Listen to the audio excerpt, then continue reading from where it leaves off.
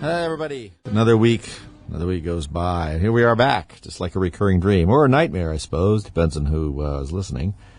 But we hope we're a dream to all of you out there. Thanks a lot. Rick Wagner here, getting it right here on KNZZ, KGLN, and a lot of other places all across your dials, AM and FM.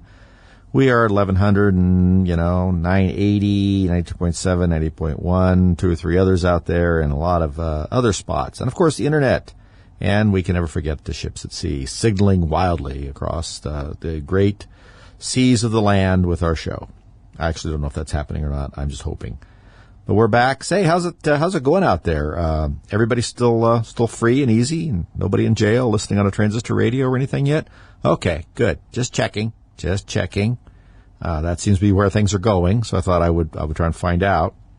I was looking at my notes here. I was noticing on Thursday here, I saw an article on Breitbart. I put it up on our website at rickwagnershow.com. That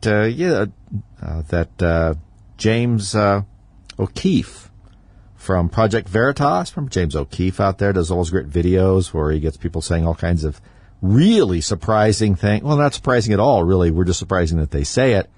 About how January 6th was a big mess and overblown by one of the reporters that been hounding it from the New York Times, I think was one of them, and all these great videos and stuff. Well, of course, he's the enemy. He is an enemy of the people, and by people we, of course, mean the small select group of elite knotheads that live in Washington, D.C., and a couple of coastal towns, too.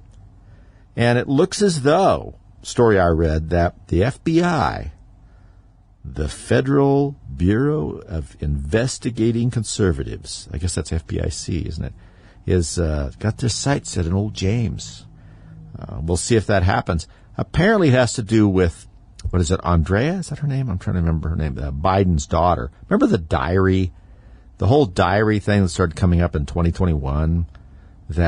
She apparently, this is a story we received, and I'm beginning to question, well, it could be true. I'm just beginning to question the reinvention of it that I saw. That she apparently left it when she had moved out of someplace, and it was found by someone, and then that person was sort of shopping it around to various places to try and sell it.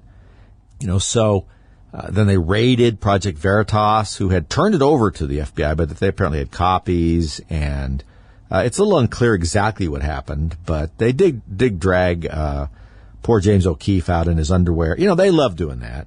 Perp walking people, dragging outside in your underwear, taking old men out with SWAT teams and boats full of scuba divers behind their house. That kind of stuff. Very necessary law enforcement action. In the meantime, if you're walking down the street, say in New York or Los Angeles, and somebody comes up and hits you and practically kills you, or maybe does kill you, no big deal.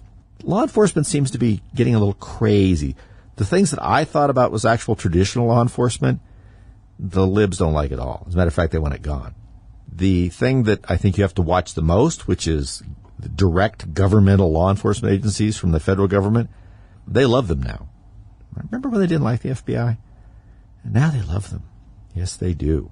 And if you say anything bad about them, you are some kind of foreign agent, possibly a Ruski, certainly someone from, worse than the Russians. You might be a Republican.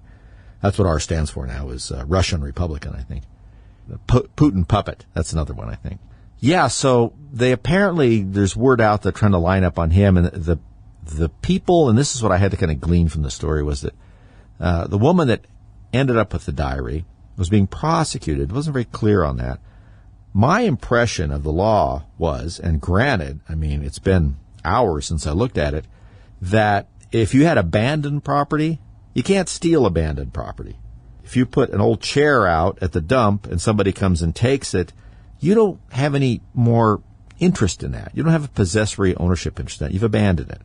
Same thing if you leave something in a rental house for a long time and move away. The argument would be that it's been abandoned. My guess is they tried to hammer that argument away so that they could accuse people of stealing the diary.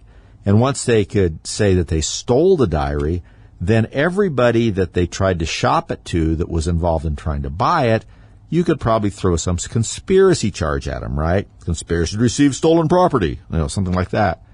So you just have to keep hammering away on the pretext, create the underlying crime.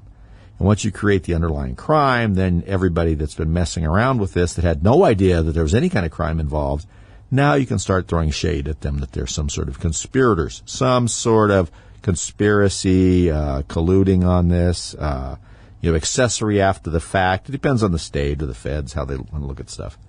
So I was a little alarmed by that, frankly.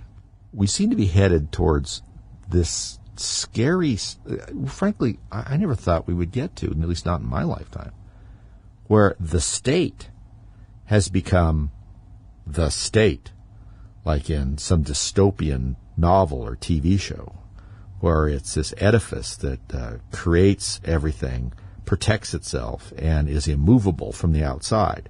In other words, you poor citizen, when there was citizenship, have no effect on it, and it punishes you for questioning its behavior. I hope we're not there yet. I think we're close. I hate to be so negative, but it feels like it. We really are coming up in the last election or two to be able to do anything at all about it. Some of you out there may have been a little down because the media just has been going crazy. Oh, the Aviator Joe is having a great week. No, he's not.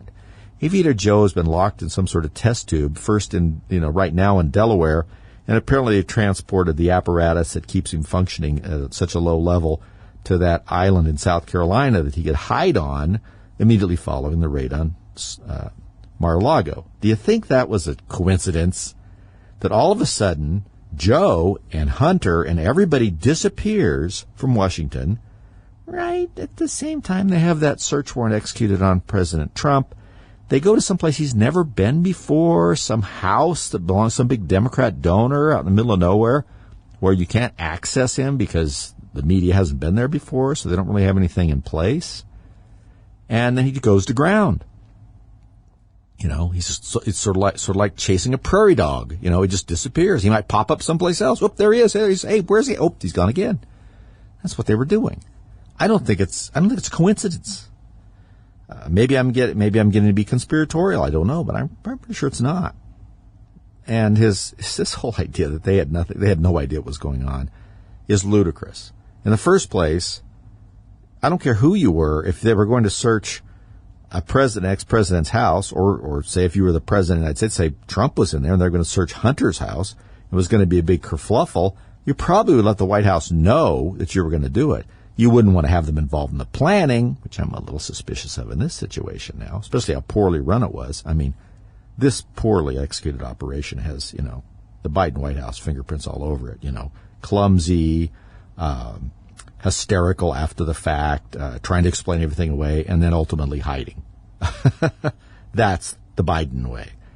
And so, but he did disappear so well. But now it appears that the state is, it's gotten a little scary out there. I mean, I think that in their heart of hearts, you would never detect this unless you went on the internet, that the sort of drumbeat out there from the far left is that, and you don't have to go that far left, James Carville, all these other people, that that Republicans in general, and anybody that's a conservative, are threats to society of such a nature that really anything you do to hunt these crazy people down and whatever you do to them is kind of okay.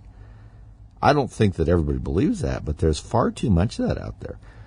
You probably heard this idiot. Oh, I didn't bring his name in with me, Hansen or something. He was national security chief or something like that. He was a 4-star, I think, in the Air Force, and someone else tweeted out there, this is like the Rosenbergs when they're talking about Mar-a-Lago. Yeah, right. That's right. It's like stealing the nuclear secrets and selling it to the Russians. Right? Morons. This person who actually was a very high-ranking military officer and a high-ranking member of the security apparatus under previous administrations. Yeah, that sounds about right. Stupid used to be bad enough. Stupid and vaguely threatening is something else. You guys got to be watched. I don't know, guys. We got to make some changes at the ballot box. See you soon. Be right back.